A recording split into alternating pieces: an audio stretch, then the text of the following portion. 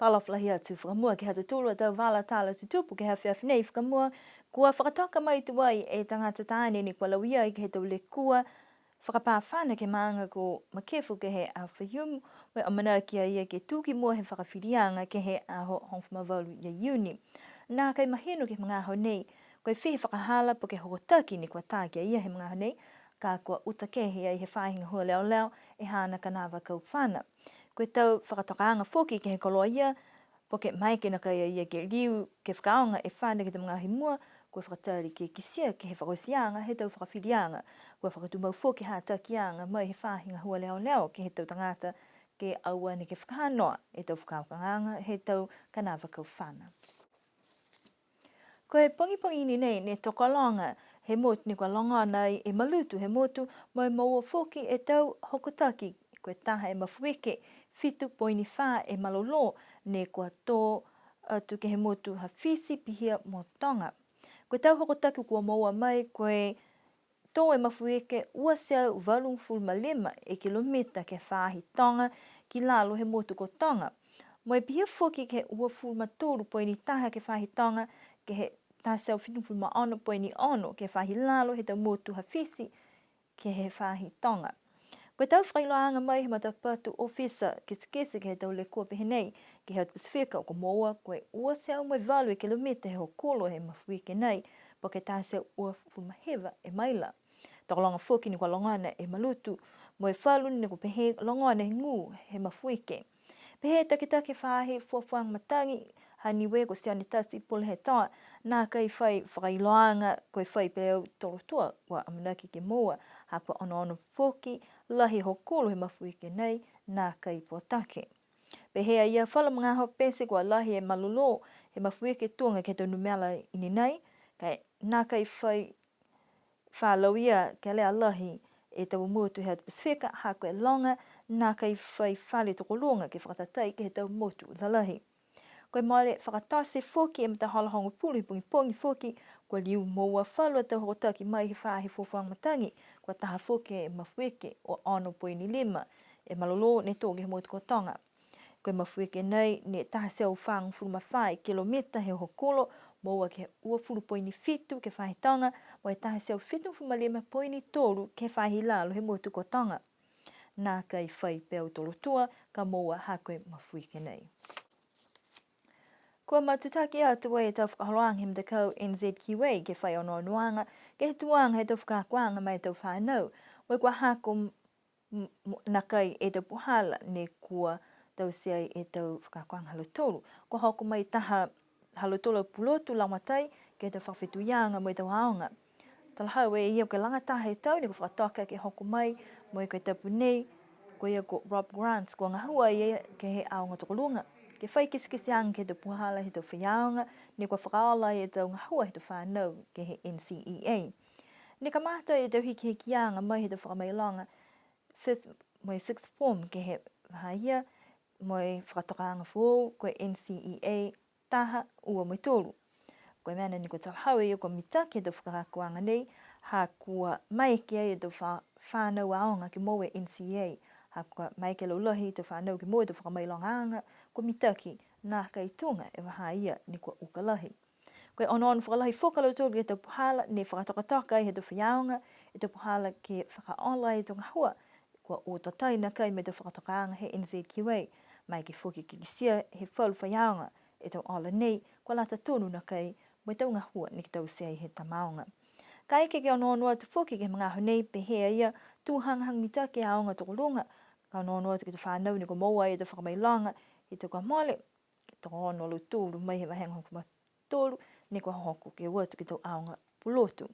Ne whakahoko e ta whakaloanga whoki, ha whangi atu ai ke ta mamatua, ne kua manako ke whai whakamāmaanga hangau ia ki tau ngahua he alu tūru tau whanau. Koe laula he ta mamatua manako ke iloa, koe mai ke whewhe alu tūru ke kisikese ki tau ngahua he tau whanau, ke mailonga e tau ngaho, ke lali, ke langmatai atu ke alu tūru, kai ke kua lole lole ke whala tau whakakuanga. Kau se tau kumikumianga nei tau whai hokotaki ai e pulotu nei ke he NZQA ke he tuanga he tau whakaholoanga he aonga tokolunga ke whakatatai mai whalu aonga whoki ne kua whakaonga i he NCEA. Koe whakaholoanga ni whakahingoa e koe pek koe whakamatapatua I niwe ke he vai, mo e koe ki sia koe malikisi ki mua e whakaholoanga ni ke he motu, mo e koe moua I whiwhirianga ke lata me kautaha ke tālanga I e tau tula vai. Pe he takita ke whahi takataka I motu ko sawe ni tonga tule koe amamuna ki anga mga honei ke whakatū ai e tau whale nonof tangata o se motu mo e taha e tula vai lima a felita he lahi. Kai taha e pua ke mtakau ke tau tangata ke he tau whale, ke tau se whakamua e tau hala vai, a tau maike ke tuku e tau tula vai, taki taha ke he tau kaina. Moe koe wala nei he ngahua tō tutongi ni he tangata. Pea se ia koe tau paipa ke he vai tō tutongi he whakaroanga. Whala tō tangata koe manako ke whai tula vai lafiki lunga he tula fuaki noa, koe manako e whahe ngahua ke whakamanatu ke he tau tangata, ke whangawhisi, ke whakamau e tau hingoa ke tuku atu, he taha ni mangaho ke tālanga ai. Pe he taha tō whisa ngahua koe Hayden tālangi, koe whiwhirianga ke hoko mai e kautaha tālanga ke tau sini e tau tula vai he motu, ke tukutuku hefo e tutongi, haka pehe ke ta mai he tau mutu kehe, tutongi ki lunga e whelesi, ko ono ke hong fulu e a whitala he tahe tula. Kai pehe ke tau se motu tō tau lau kauka. Koe whakaholoanga nei, koe whakatupe he tau whakaholoanga Global Environment Facility, moe whakatoka ngahua, he mtakau SPREP, moe UNDP. Pia whoki whala tau tupe lang matai me he AusAid, moe European Union, koe whakatoka ngahua, he mtakau SPC. Koe tau tangata ka manako ke moua whalua tau whakalaulahianga, mai ki ai ke matutaki atu kia Sawini tonga tule, Hayden Tālangi, Clinton Chapman, poko Andre Siohane.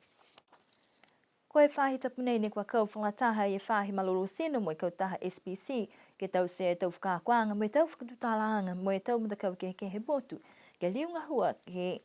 whakawhawai e taha palana ke lata mo i tō ngangau utawhano koe tau STIs mo e HIV. Kua kakano haka palana kua mole ne whakangahua mai he tau ua whewha ke he ua whewalu kua tuai mo e hai iei e tau hikikianga ke mga hala. Ia ke hoko mai ke mga honei mo I kua lata ke whakakesipihia ki loto he tau palana. Pe he mai e uru whakatun he whahi malolo seno ko Manila no sa, pe se ni e nā kai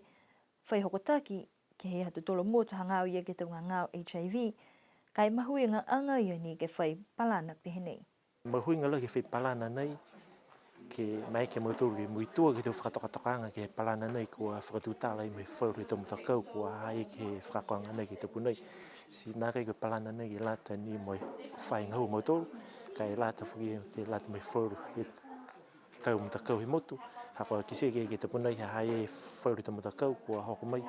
ke tālanga uroa e whaholanga nei si lata e ka mai palana, ke whakaonga he te waho I mua. Koe taha mena whuki he talahaua ia kua lata ke mai longa he tau tangata, nā kai ni koe palana nei mai whahi malolo seno, ka koe palana ni kua talanga mai mutu katoa. Koe mena ia kua kisia te hukui ke hekehe ni kua langmatai ke talanga I palana nei, koe mitaki ni e te palana talahaua ia kai ke kua whakangahua auloa. Koe onono whakalahi ke langa e, ke whakatumau e whauru he tau ngahua ha motori he whanahua, si pia ni ke onono ange te whata, me te tangata o se motu ke whakatumau ke ua nā kai hoko mai e ngangau nei ko HIV,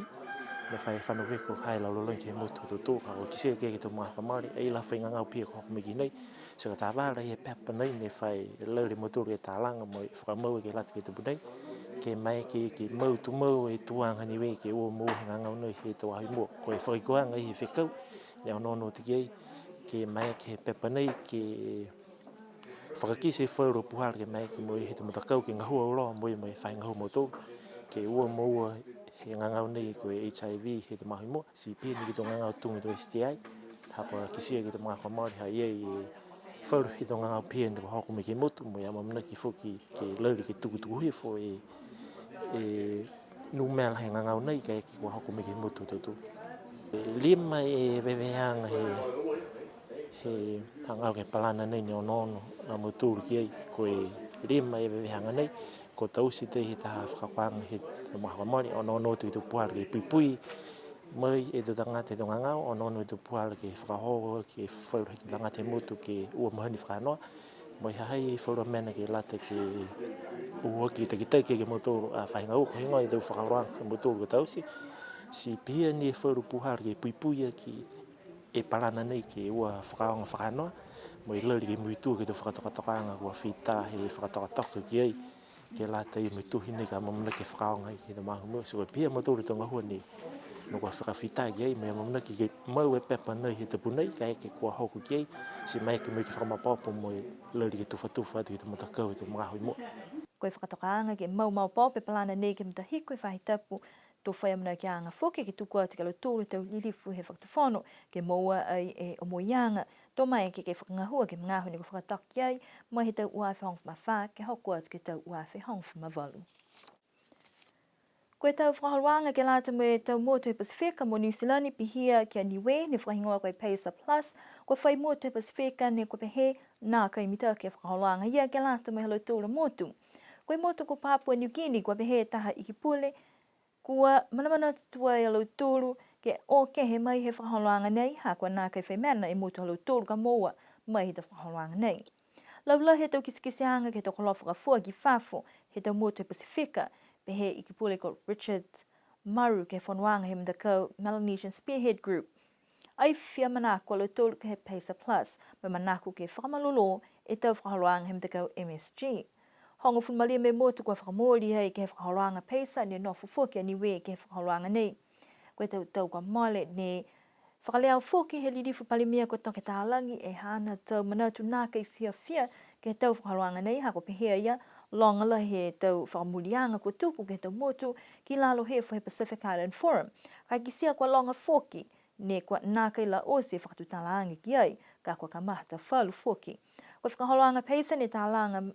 ke mai ke he tau motu he Pasifika ke whakafua e tau koloa mo e tau ngahua ki whafo ke he tau motu tungi a Australia mo New Zealand.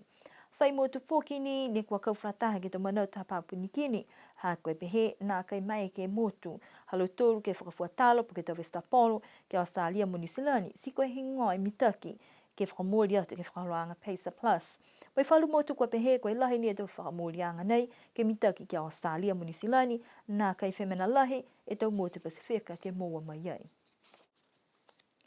Koe tau whewa ne te pono ke hahua he whahi tapu nei i Baliasi koe pele whae mtakau ue mtakau lalahi me ue mtakau iki kua lahi fulfuluala. Koe mtakau lalahi he Classics Rebels mo ha kupu tō lahi malolo mai makaka halo tōla tau pele. Kau tū ni mtakau Classic Rebels whahewa ke he uafu maua he mtakau ha kupu. Pese ia koe kisia makaka halo tōla tau puata mui ke whewa nei. Koe tam mtakau te whanau ki kua lahi fuwala ki alo tōru kua mamata atu. Koe tam mtakau ha aliutu mo tuapa kua uka e te whewa halo tōru taki ono e ola. Si whakausi mai henei hata tōla tau wala tāle tutupu ke lātai mai awhiawhinei amana ki ni kimrene tau whakatokaanga ke lātai mai uku ki maha tapu ni hanga watiki ai tau whewa fusika he Black Heart pia i whoki ni mo tau whewa Touch. Kena nofua, mrene po, tōliri o te tōru ke Whilewea.